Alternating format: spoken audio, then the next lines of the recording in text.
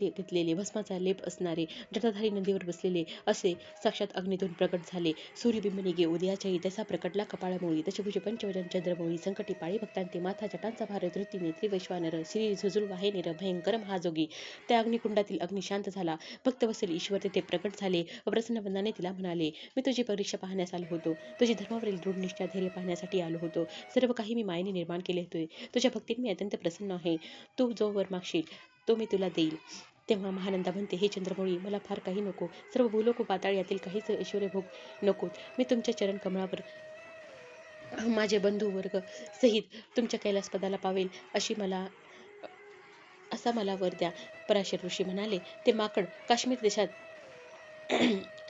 भद्रसेन नावाचा राजा याच्या घरी पुत्र म्हणून जन्मास आले व तो कोंबडा त्या राजाच्या प्रधानाचा मुलगा म्हणून जन्मास आला.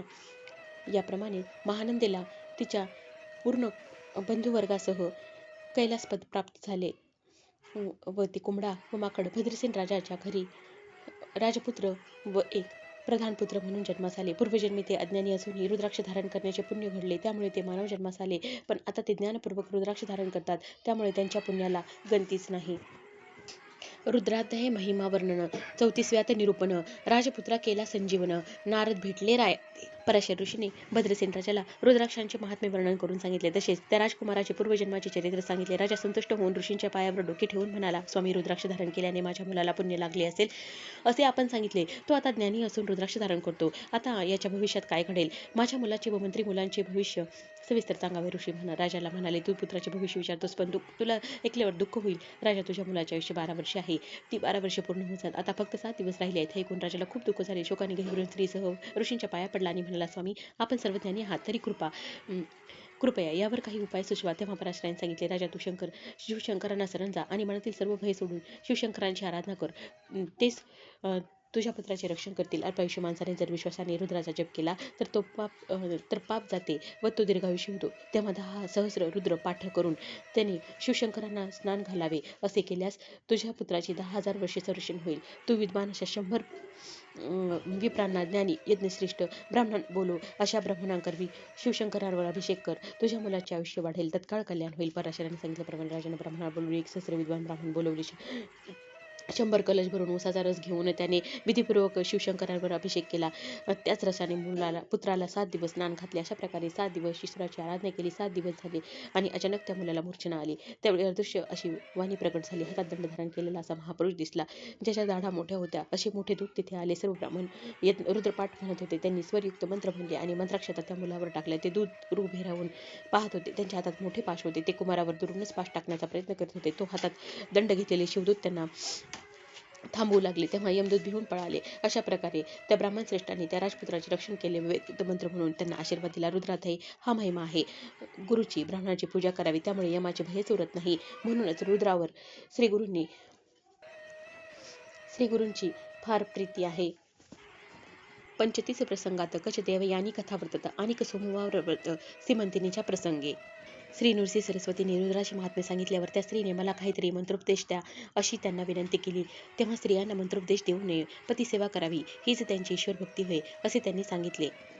तेव्हा तिने मला एखादे व्रत करायला सांगा अशी विनंती केली. श्रीगुरूंनी त्यावेळी त्या दाम्पत्याला सोमवारी उपवास, स्नान, शिवपूजन इत्यादी करण्याचे व्रत सांगितले व त्या व्रताचे महात्म्य सांगताना पूर्वीसुताने ऋषींना सांगितलेली सीमंतिनीची कथा सांगितली. पूर्वी आर्यवर्तात एक राजा होता. त्याचे नाव चित्रवर्मा होते. तो धर्मशील, शूर व पराक्रमी होता. तो सपत्नीक शिवाची पूजा करत असे. त्यांना पुत्रकामना होती, पण पुष्कळ काळाने त्यांना कन्या झाली. तिचे नाव सीमंतिनी ठेवले. ती पार्वतीसारखी स्वरूपवान होती. तिचे जातक सांगण्यासाठी सर्व ज्योतिषांना बोलवले. ते म्हणाले, ही कन्या सुलक्षणी आहे.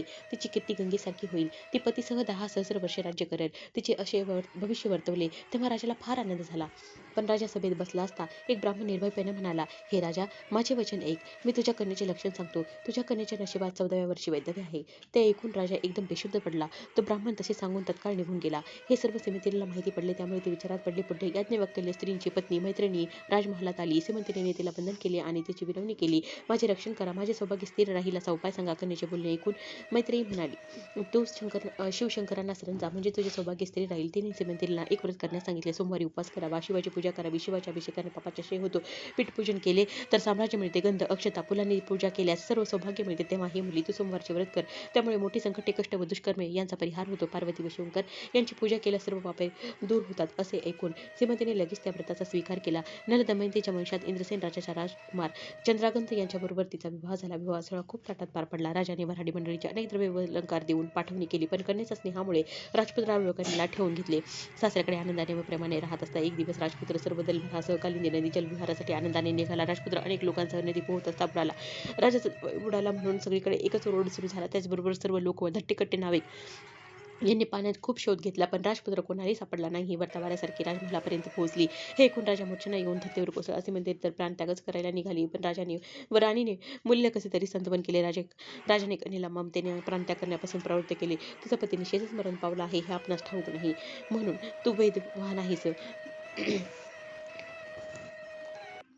तिने शिवशंकरांना साकडे घातले व आपले सोमवारचे व्रत तसेच चालू ठेवले. राजपुत्र नदीत बुडाला होता. तो पाताळात गेला. तिथे वासुकी राज्य करत होता. नागलोकातील स्त्रिया नदी तीरापर्यंत खालून आल्या होत्या. त्यांना तो राजकुमार प्रवाहात आलेला दिसला. त्या नागकन्यांनी पात्रातून बाहेर काढल्याने अमृत आणून त्याच्यावर शिंपडले. तेव्हा राजकुमार शुद्धीवर आला. सर्व नागकन्यांनी त्याला तक्षकाकडे नेले. राजपुत्र आश्चर्याने इंद्रभवनासारखी त्या पाताल नगरीची सुंदर रचना पाहत होता. पुढे त्याला मोठी सभा दिसली. सर्प तेथे आसनावर बसले होते. त्या सभेत उंच आसनावर सर्पराज बसला होता. राजपुत्राने त्यांना अभिवादन केले. तक्षकाने नागकन्येजवळ राजपुत्राबद्दल चौकशी केली. तक्षकाने राजपुत्राची विचारपूस केली. त्याप्रमाणे राजपुत्राने सर्व घडलेला प्रसंग तक्षकाला सांगितला. त्याचे नम्र बोलणे ऐकून तक्षक संतुष्ट झाला व त्याला अभय दिले. तक्षक राजपुत्राला इथे सुखाने राहा असे सांगत होता, पण राजपुत्र त्याला विनवणी करत म्हणाला की मी माझ्या पित्याचा एकुलता एक मुलगा आहे. माझी पत्नी 14 वर्षाची असून सुशील व सुसंपन्न आहे. माझी मन तिकडे ओढ घेत आहे. माझे सर्व आप्तेष्ट माता पिता पत्नी माझ्यासाठी फार दुःख करत आहेत. मी तुमचे दर्शन घेतले, माझे मन संतुष्ट झाले, तुम्ही माझे प्राणरक्षण केले. आता माझी व माझ्या वडिलांची भेट घडवावी. त्याचे बोलणे ऐकून तक्षकाला संतोष झाला. त्याने पृथ्वीवर दुर्लभ अशी वस्त्रेभूषणे देऊन सोबतीला आपला पुत्र व वाहन म्हणून वेगवान घोडा दिला. तू ज्यावेळी माझे स्मरण करशील त्यावेळी आम्ही येऊन तुझे कार्य सिद्धीस नेऊ असे अभिवचन दिले. तक्षक पुत्रासह राजपुत्र घोड्यावर आरूढ झाला व वेगाने त्याने मार्गक्रमण केले. तो ज्या ठिकाणी बुडाला होता तिथे तो क्षणातच आला. श्रीमंती त्याच ठिकाणी आपल्या सगळ्यांसह नदीवरती आली होती.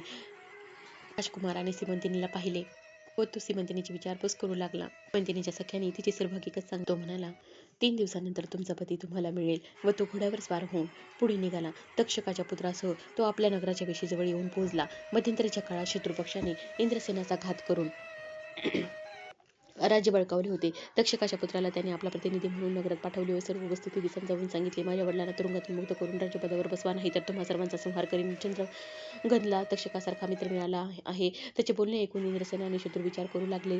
आपण केलेल्या कृत्याची त्याला लाज वाटू लागली. त्याने इंद्रसेनाची झालेल्या गोष्टीबद्दल माफी मागितली आणि आमचे प्राण वाचवा अशी विनंती केली. इंद्रसेनाला तक्षक पुत्राने सांगितले, तुमचा पुत्र आला आहे.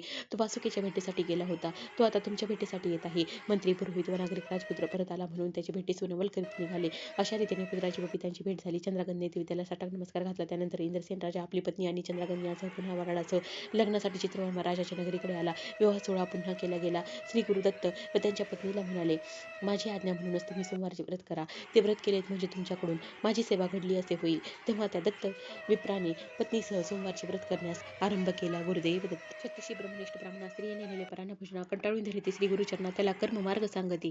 गाणगापुरात एक वेदवेत्ता विरक्त बहुश्रुत असा कर्मनिष्ठ आचरण करणारा ब्राह्मण राहत असे. तो दान घेत नसे, परान्न घेण्यास जात नसे. तो नेहमी कोरडी भिक्षा मागत असे आणि त्यावर आपले पोट भरत असे. त्याची पत्नी फार असमाधानी होते. भिक्षा मागून पोट भरणारा ब्राह्मण अत्यंत साधेपणाने राहत असे.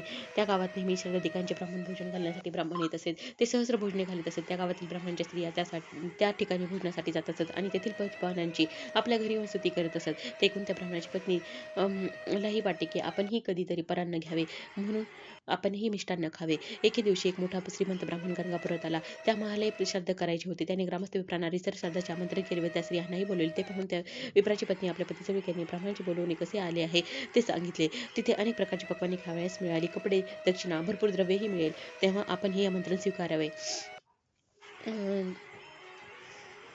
तिनुसी सरस्वती यांच्याकडे यावे. त्यांना नमस्कार करून म्हणाले, स्वामी, माझे पती परान्न घेत नाही, त्यामुळे मला इच्छा असून सुद्धा चांगले अन्न कधी खावयास मिळत नाही.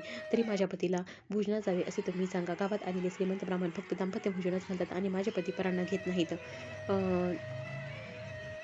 श्री गुरूंनी तिच्या पतीस बोलवून समजावून सांगितले. तेव्हा तो ब्राह्मण श्री गुरूंना म्हणाला, जो गुरूंची आज्ञा पाळत नाही तो घोर नरकात पडतो, म्हणून तुमची आज्ञा शिरोधार्य मानून मी जातो. त्या श्रीमंत ब्राह्मणाने आपल्या पितरांचे नाव उच्चारून श्रद्धापूर्वक त्या दाम्पत्याला अनेक प्रकारचे मिष्टान्न वाढले. भोजन करताना तिला ते अन्न दूषित असल्याचे कळाले व दोघेही पानावरून उठली व श्रीगुरूंकडे येऊन ते श्रीगुरूंना म्हणाली, दूषित अन्न अभक्ष्य करावे लागले, त्यामुळे मला क्षमा करावी. तिचा पती म्हणाला, स्वामी, माझ्या हातून व्रतभंग झाला, त्यामुळे मला चिंता वाटते. श्रीगुरू हसून म्हणाले, तू स्त्रीची वासना पूर्ण केलीस, आता तिच्या मनाचे समाधान झाले. तुझ्या सांगण्याप्रमाणे ती आता वागेल. परान्न घेण्यास कोणते घर योग्य, कोणती अयोग्य हे स्वामींनी समजावून सांगितले. तसेच कर्ममार्ग कोणता आचरावा तेही समजावून सांगितले. सप्तत्रिशी नाना धर्म विप्रा सांगोनी ब्रह्मकर्म प्रसन्न होनी बर उत्तम ते श्री गुरु तयाते. या अध्याय श्री गुरूंनी पराशर ऋषींच्या उपदेशाचा आधार देऊन त्या ब्राह्मणाला आचार धर्म सांगितला. होम करण्याची कोणती साधने घरात राखून ठेवावी, देवपूजा करण्याची पद्धती सांगितली. ब्राह्मणाने जशी त्रिकाल संध्या करणे आवश्यक आहे तशी देवपूजा ही त्रिकाल करणे आवश्यक आहे. पूजा एकाग्र मनाने करावी. गुरु आज्ञेने जरी कष्टाची किंवा पाषाणाच्या मूर्तीचे पूजन केले तरी त्या देवाचा प्रत्यक्ष निवास असतो व तो प्रसन्न होतो. पूजेच्या साहित्याची सविस्तर माहिती श्री गुरूंनी ब्राह्मणाला समजावून सांगितली. नमस्काराची पद्धती सांगताना श्री गुरु म्हणाले, देवाच्या अगदी दृष्टीसमोर उभे राहून नमस्कार करू नये, त्याच्या पाठीमागे नमस्कार करू नये, गाभाऱ्यात जाऊन नमस्कार करू नये, देवाला आपल्या उजवीकडे ठेवून प्रदक्षिणा घालून नमस्कार करावा. ब्राह्मणाला एका हाताने नमस्कार करू नये, सुतकात असणाऱ्या ब्राह्मणाला नमस्कार करू नये, मौन केव्हा व कोठे धरावे याचे विधान श्री गुरूंनी सांगितले. स्नान करताना, होम करताना, जेवताना मौन पाळावे. जेवण होईपर्यंत मौन शक्य नसेल तर प्राणहुती घेईपर्यंत तरी मौन पाळावे. ज्याचा पिता जिवंत असेल किंवा ज्येष्ठ बंधू असेल त्याने रोज मौनाने जेवावे असे नाही. त्याने फक्त श्राद्धात जेवताना मौन राहावे. 5 प्राणाहुती घेताना सर्वांनीच मौन राहायला पाहिजे. भोजन किती घास घ्यावे याचे प्रमाण श्री गुरूंनी सांगितले. संन्यासी, मुनीश्वर, वैती यांनी 8 घास घ्यावे, ब्रह्मचार्याने अमुक इतकेच घास घ्यावेत असे प्रमाण ठरविलेले नाही. जेव्हा घास आपल्या तोंडात राहील तेवढाच घ्यावा. इष्ट सोयरे इत्यादिकांच्या सह एका ताटात भोजन करू नये. तसेच जेवताना कसे बसावे, कुठे बसावे वगैरे सर्व भोजनाचे नियम सांगितले. तसेच भोजनाची पद्धती, निषिद्ध अन्न कोणते ते सांगितले. श्री गुरु ब्राह्मणांना म्हणाले, असा ब्राह्मणाचा आचार धर्म आहे. त्याचे यथाविध जो पालन करील त्याला दैन्य कुठून प्राप्त होणार, तो तर देवांनाही वंद्य होईल. त्याच्या घरी अखंड लक्ष्मी नांदेल. तो स्वतः शतायुषी होऊन त्याच्याकडून काही दोष घडणार नाही व लक्ष्मी अखंड नांदेल. गुरुदेव दत्त.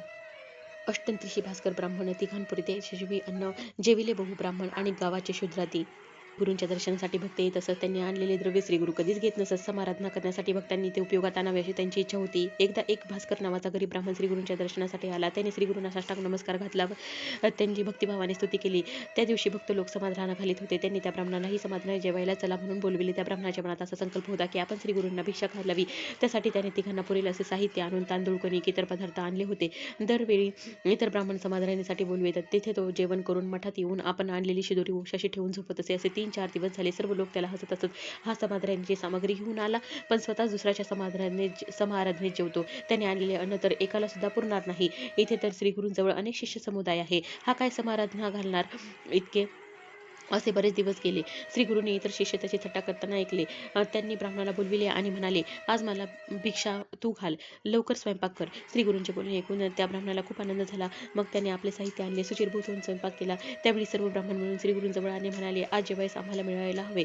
आम्ही रोज मिष्टान्न खातो, त्यामुळे आमचे समाधान होते. हा ब्राह्मण कुठला आहे? आज समाराधनेत खंडच पडणार. श्री गुरु म्हणाले, तुम्ही घरी जाऊ नका, आंघोळीला जाऊन लवकर या आणि आज इथेच भोजन घ्या. त्या ब्राह्मणांना वाटले मठात खूप अन्न सामग्री आहे, तेव्हा श्री गुरु आता स्वयंपाक करतील म्हणून आपल्याला थांबायला सांगितले आहे. श्री गुरूंनी त्या ब्राह्मणाला स्वयंपाक करण्यास सांगितले.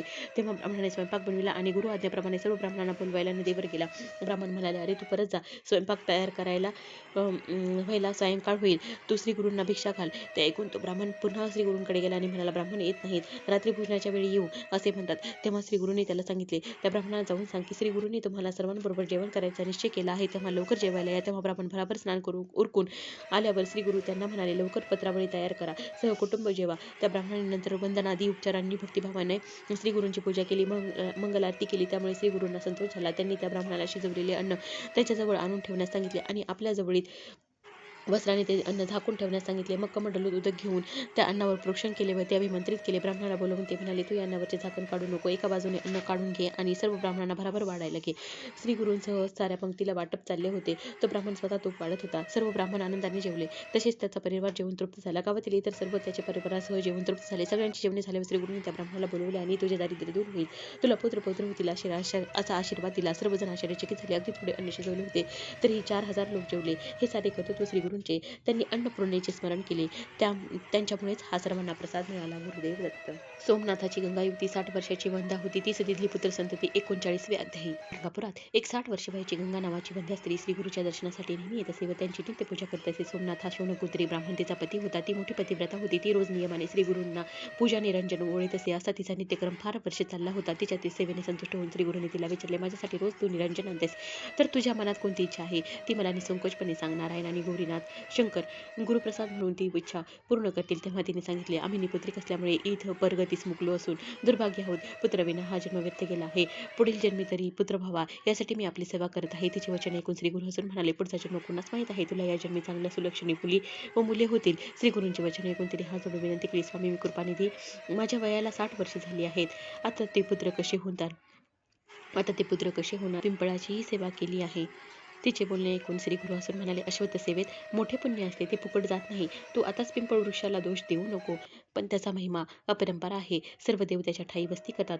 आता माझ्या एक संगमावर जा. भीमा व अमरजा संगमावरील तीरावर मोठा अश्वत्थ वृक्ष आहे. तेथे मीही चाललो आहे. तेच माझे स्थान आहे. तू एकाग्र मनाने सेवा कर, तुझी मनोकामना पुरी होईल. श्री गुरु वचन ऐकून त्या स्त्रीने त्यांना नमस्कार केला आणि हात जोडून भक्तिपूर्वक विनंती केली. गुरुवाक्य म्हणजे कामधेनू असे वेद व पुराणे सांगतात. आता मी शंका न घेता स्वामींची सेवा करेन असे म्हणून ती श्री गुरूंच्या चरणी लागली. श्री गुरूंनी आज्ञा प्राप्त करून ती स्त्री संगमावर गेली. तेथे षटकुळ नावाच्या तीर्थात तिने स्नान केले आणि पिंपळाची सेवा केली. जशी श्री गुरूंनी आज्ञा होती तशीच 3 दिवस रात्री पिंपळाची आराधना केली.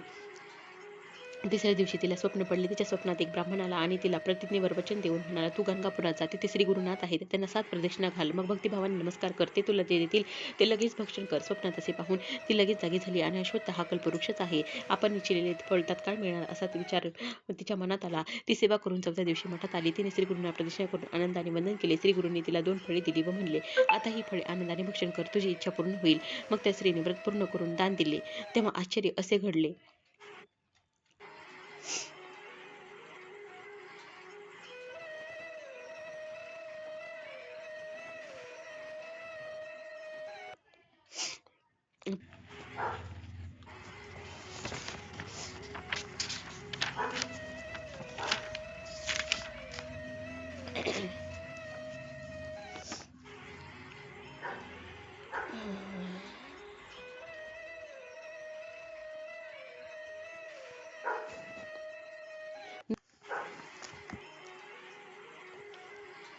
श्री गुरु गंगापुरात असताना नरहरी नावाचा एक कुष्ठरोगी ब्राह्मण त्यांना शरण आला आणि वंदन करून म्हणाला, स्वामी मी आपला नाव लौकिक ऐकून आपल्या चरणाशी आलो आहे. आपण अलौकिक प्रकाश देणारे ज्योतिस्वरूप आणि भक्तवत्सल आहात. मी पूर्वजन्मात फार पाप केले आहे, त्यामुळेच हा भोग भोगावा लागत आहे. पण स्वामी आता मला सहन होत नाही. मी अनेक व्रते केली, अनेक तीर्थे हिंडलो, समस्त देव पूजले, पण माझी व्याधी काही बरी होत नाही. आता मी निर्धार करून आलो आहे, आपली कृपा प्राप्त झाली नाही तर मी प्राणत्याग करीन. श्री गुरु त्याला म्हणाले, तू म्हणतोस ते खरे आहे. तू पूर्वजन्मी फार पाप केले होतेस, म्हणून या जन्मी तुझी ही अवस्था झाली आहे. आता मी सांगतो ते एक निष्ठेने केलेस तर तू त्या व्याधीतून मुक्त होशील. श्री गुरुने त्याला एक उंबराचे वाळलेले लाकूड दिले आणि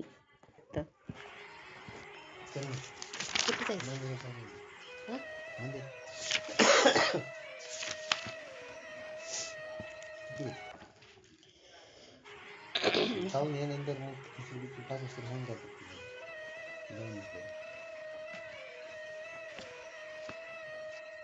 तिकडे खिचडी तर करत बसेल 4-5 तिला भाषाला थोडं हे काय नाही खाऊन काय नाही झालं.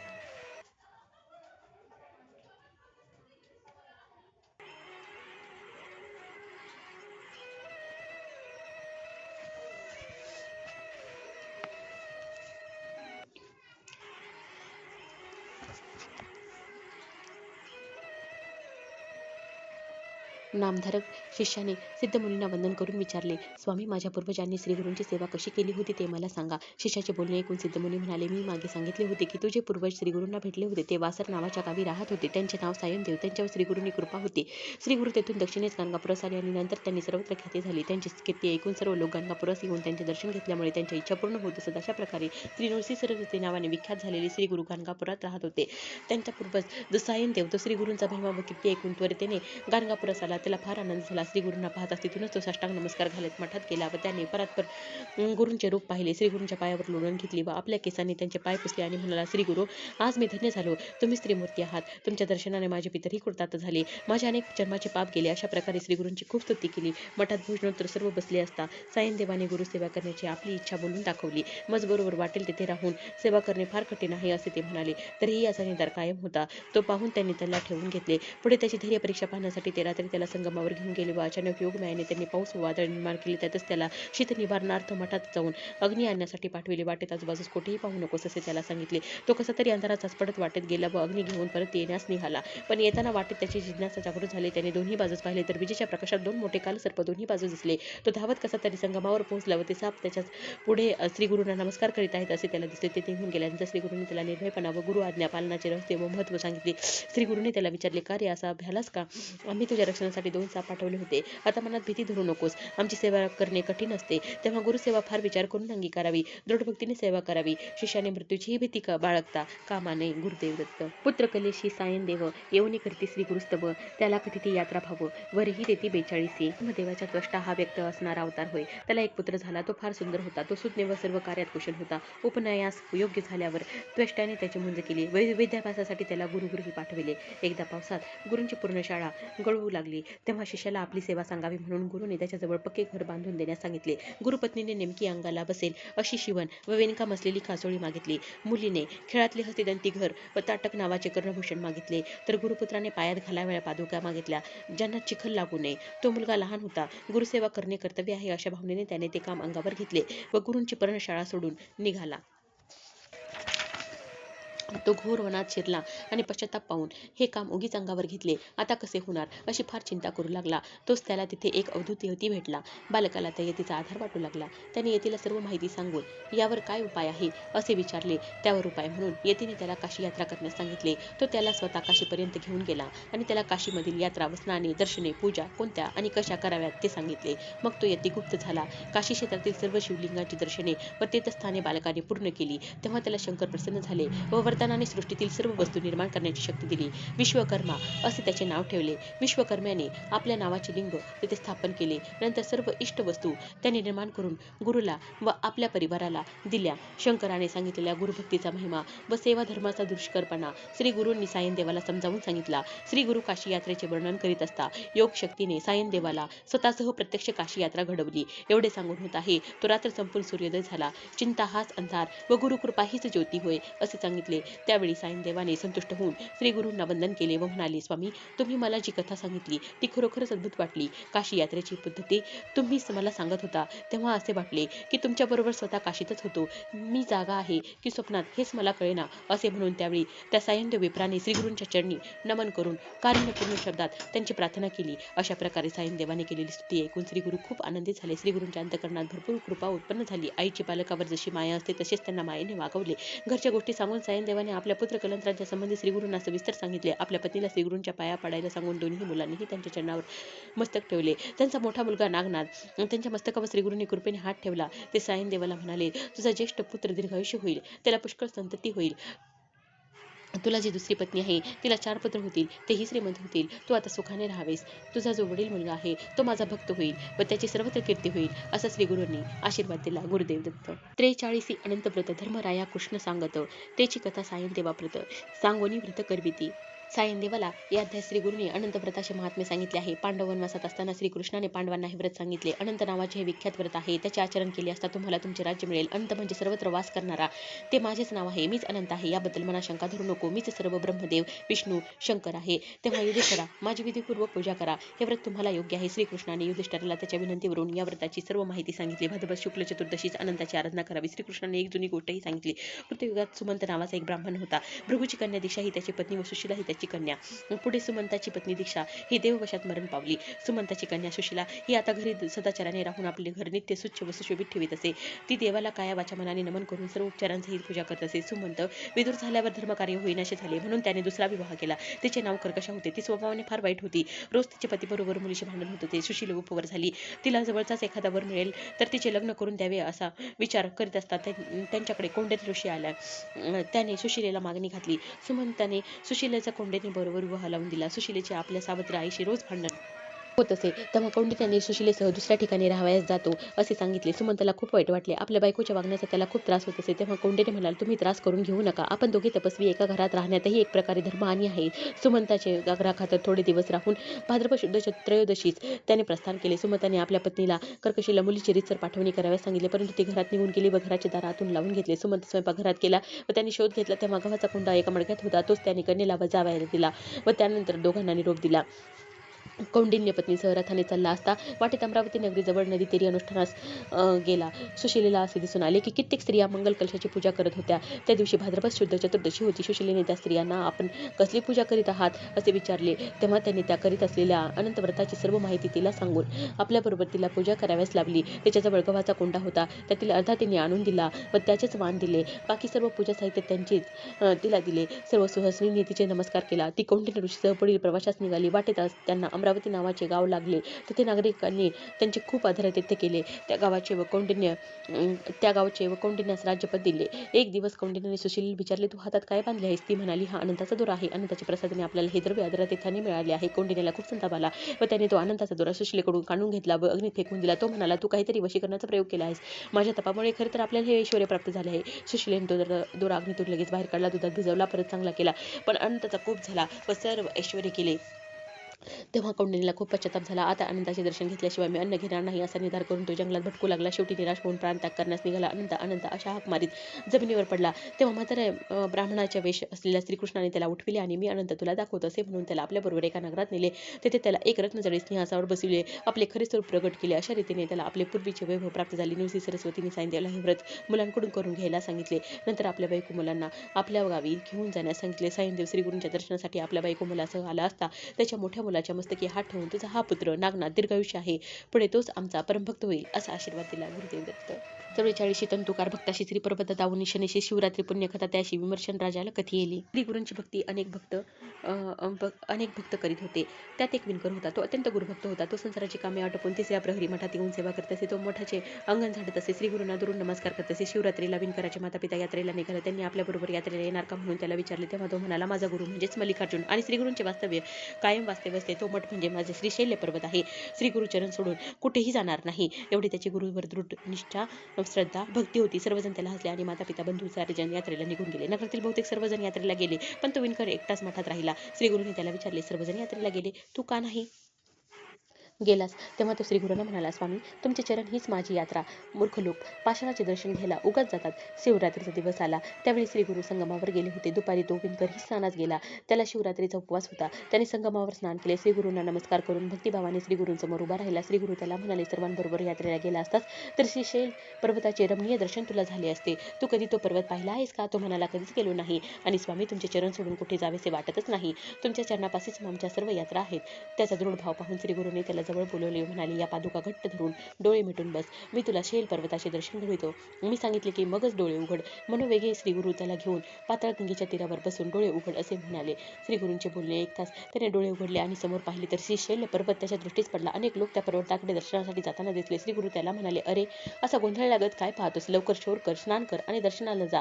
श्रीगुरूंनी तसे सांगताच तो स्नानाला गेला. तिथे त्याला आपले माता पिता बंधू सर्व गावकरी दिसले. ते त्याला विचारू लागले, तू कोणत्या रस्त्याने आलास? असे गुपचूप येणे तुला शोभत नाही. माता पितरांस तो नम्रपणे म्हणाला, आम्ही आजच दुपारी आलो.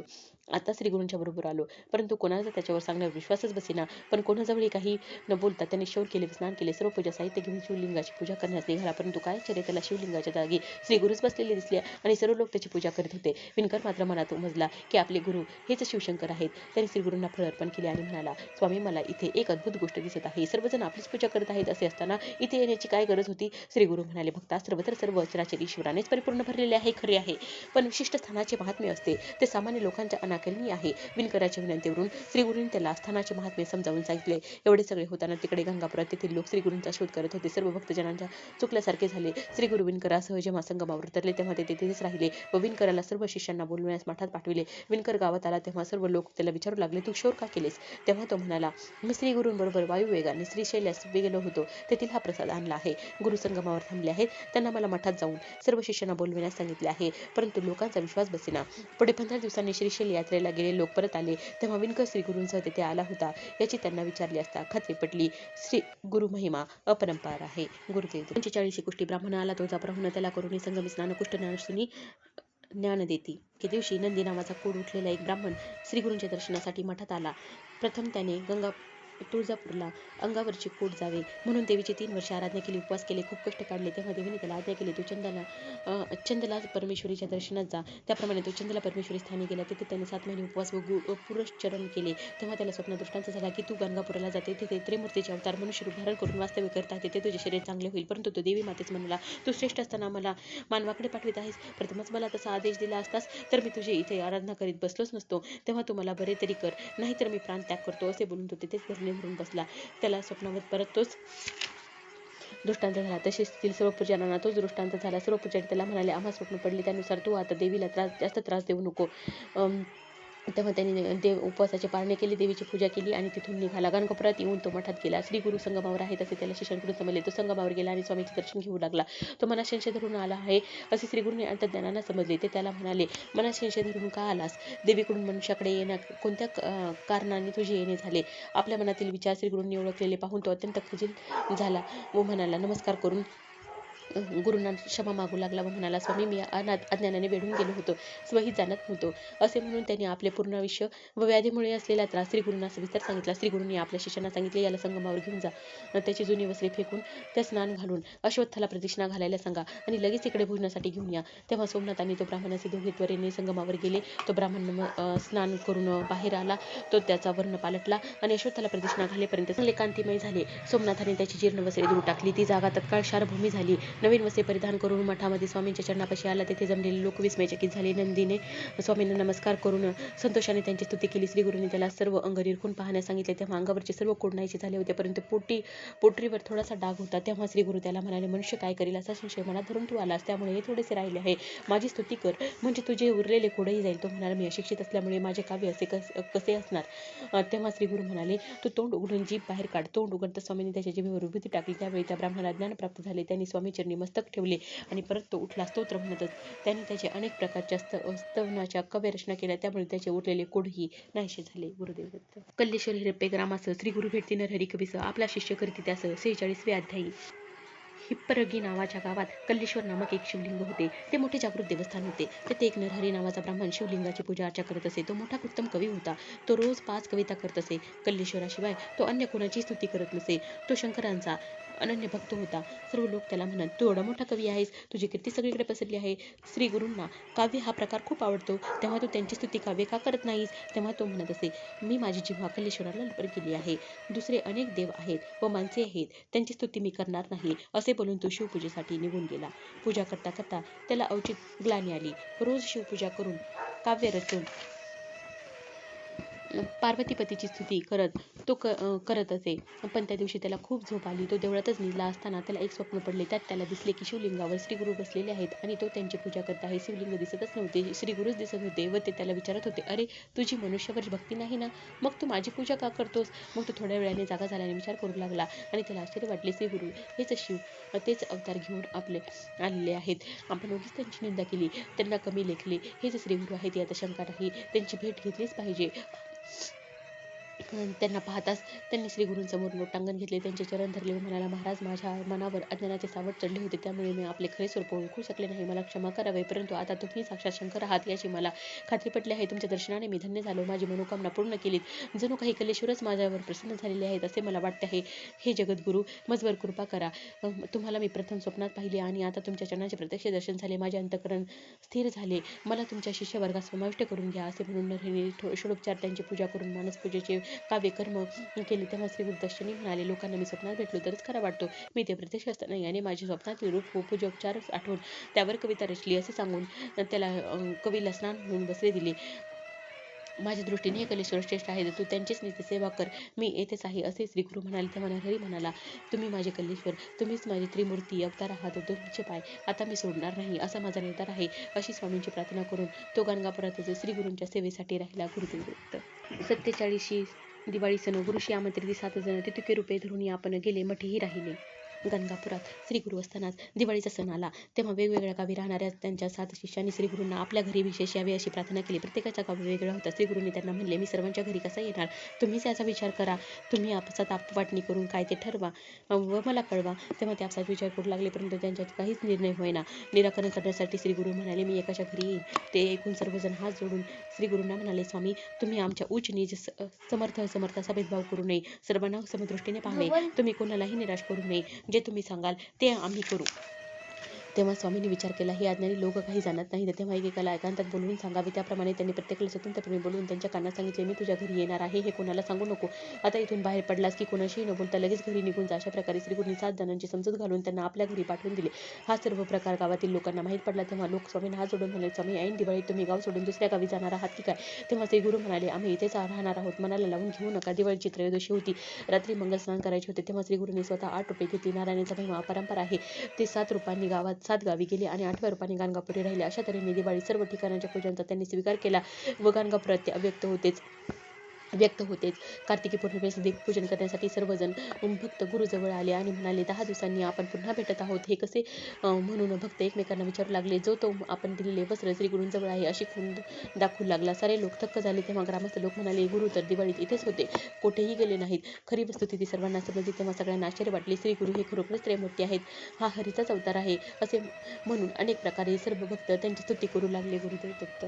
43 शूद्र शेती त्याचा जुंधळा कापून टाकती, शतगुणी पिकवणे पुढती, आनंद विले तयार. गाणगापुरात परवेदेश्वर नावाचा त्यांचा एक भक्त होता. तो शूद्र होता. त्याने कायावाच्या मनाने गुरुभक्ती केली. श्री गुरु रोज नित्यनेमाने संगमावर स्नानासाठी जात असत. त्यावेळी तो त्यांच्या मार्गावर त्यांच्या शेतात उभा राहत असे. श्री गुरु येत आहेत हे पाहून तो रोज धावत येत असे आणि त्यांना साष्टांग नमस्कार करत परत जात असे. तसेच दुपारी श्री गुरु परत मठात जाताना पुन्हा नमस्कार करत असे, परंतु श्री गुरु त्याच्याजवळ काहीच बोलत नसत. एक दिवस शूद्र नमस्कार करण्यासाठी आला. तेव्हा श्री गुरुंनी त्याला विचारले, तुझ्या मनात काय इच्छा आहे ते सांग. तेव्हा शूद्राने विनंती केली, माझे शेत चांगले पिकावे अशीच माझी इच्छा आहे. मी शेतात जुंधळे पेरले आहे. तुमच्या कृपेने पीक चांगले येत आहे.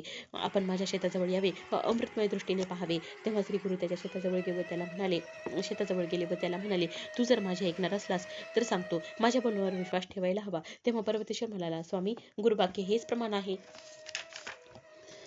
दुसरा भावच माझ्या मनात नाही. तेव्हा श्री गुरुंनी आज्ञा केली की मी संगमावर जात आहे. मध्यान्ही परत येईल.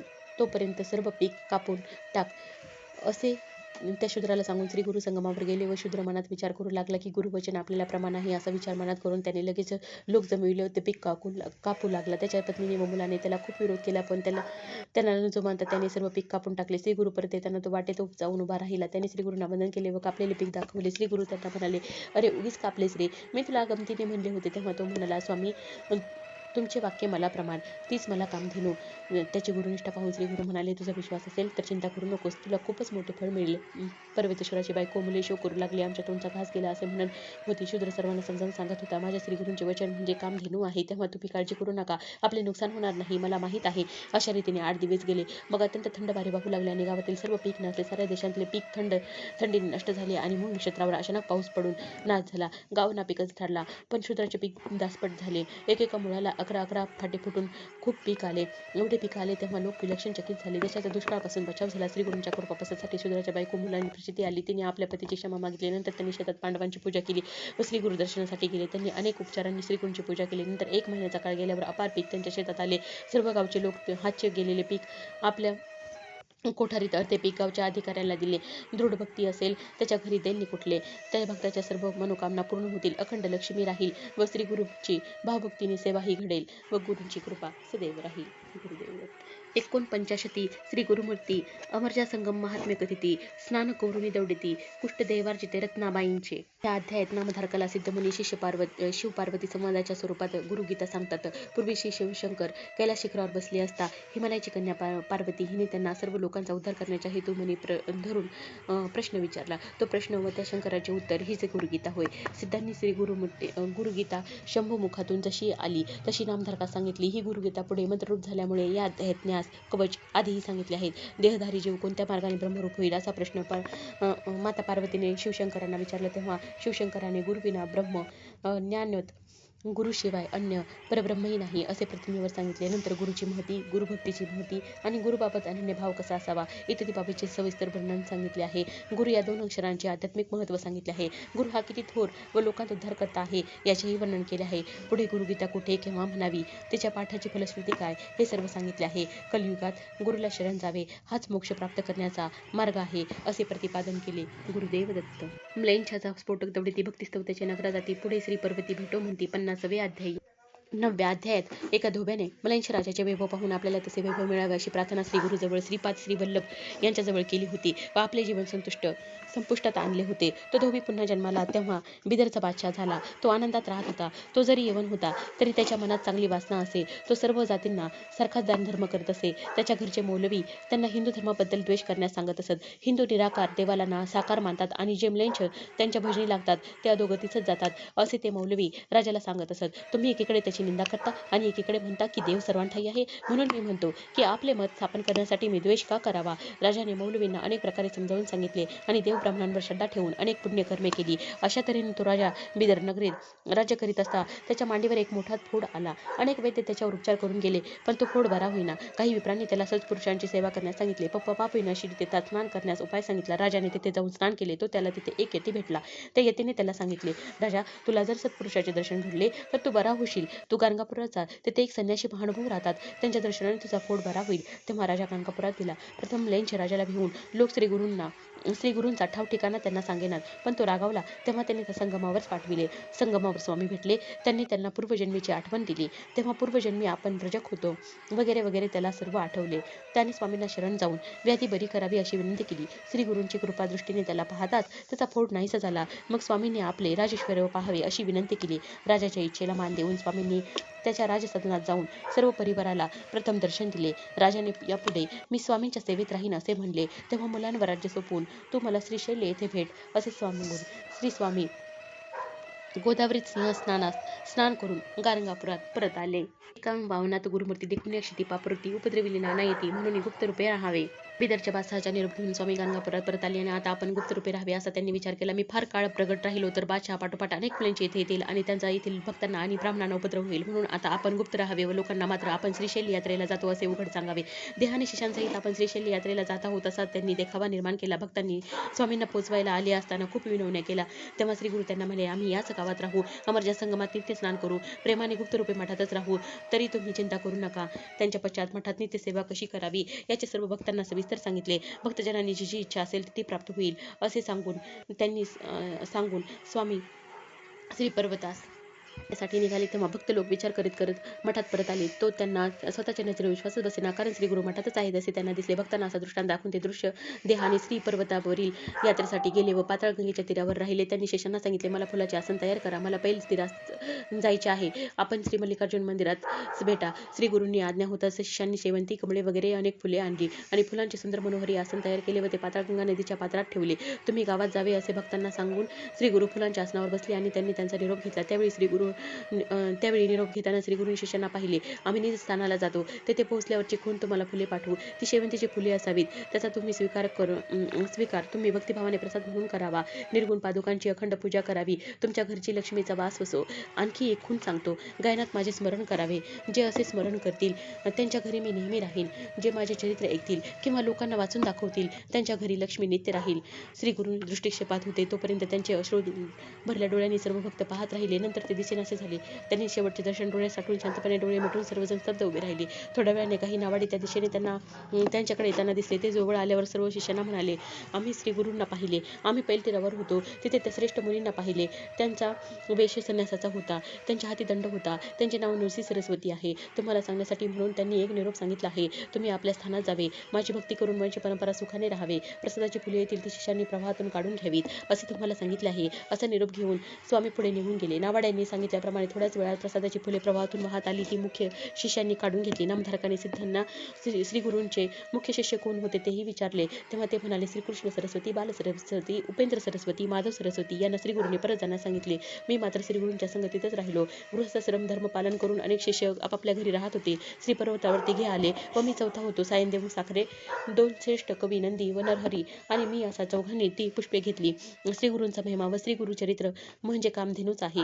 हे असे श्री श्री गुरुचरित्र पुस्तक रूपाने लिहितील ते पवित्र होतील, असा श्री गुरूंचा आशीर्वाद आहे. गुरुदेव दत्त. श्री गुरुचरित्राचे 51 अध्याय ऐकून नामधारकाचे मन ब्रह्मानंदात लीन झाले. त्यांचा कंठ दाटून आला आणि डोळ्यातून प्रेमाश्रूंच्या धारा वाहू लागल्या. त्यांचे अष्टसात्विक भाव उत्पन्न झाले. ते पाहून सिद्धमुनींना संतोष झाला. त्यांनी भाव समाधी लागलेले पाहून त्यांनी त्याला हातांनी कुरवाळले. त्याला प्रेमभावे आलिंगन दिले आणि म्हणाले, शिष्योत्तमा, भानावर ये. तू भवसागर तरुण गेलास, पण असाच समाधी सुखात राहिलास तर तुला प्राप्त झालेले ज्ञान तुझ्या मनातच राहील. मग बाकीचे लोक कसे तरतील? तुझ्यामुळे मला सर्वत्र गुरुचरित्र आठविले.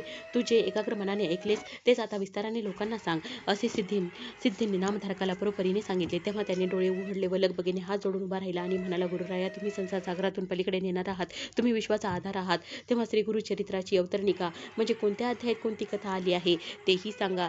ती 53व्या अध्यायात सांगितलेले आहे. शिष्याची विनंती ऐकून आणि त्याची निष्ठा पाहून सिद्धांनी प्रथम अध्यायापासून 51 पर्यंत अध्यायाचा सारांश सांगितला. तो हा 52वा अध्याय. तसेच गुरुचरित्राचे सप्ताह पारायण करताना रोज किती अध्याय वाचावेत, वाचताना शुचिर्भुतता कशी पाळावी वगैरे सर्व नीट समजावून सांगितले आहे. मन पवित्र असताना सर्व काळ गुरुचरित्र वाचावे. आणि दुसरा प्रकार म्हणजे सप्ताह करावा. त्याने मोठे पुण्य लाभते. पुस्तकाला गुरु समजून त्याचे पूजन करावे. तसेच ब्राह्मणांचीही यथोपचार पूजा करावी. प्रत्येक अध्यायाची एक एक ओवी रचून या ओवीरूपी रत्नांची माळ करून ती मनाच्या कंठी धारण केली तर सर्व पुरुषार्थ पूर्ण करणारी आहे. गुरुदेव दत्त.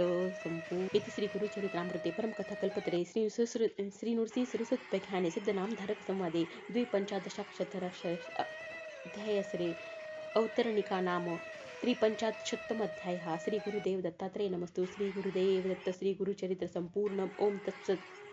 गुरुदेव दत्त. BDCवर आपले स्वागत आहे. आज आपण पाहणार आहोत संपूर्ण गुरुचरित्र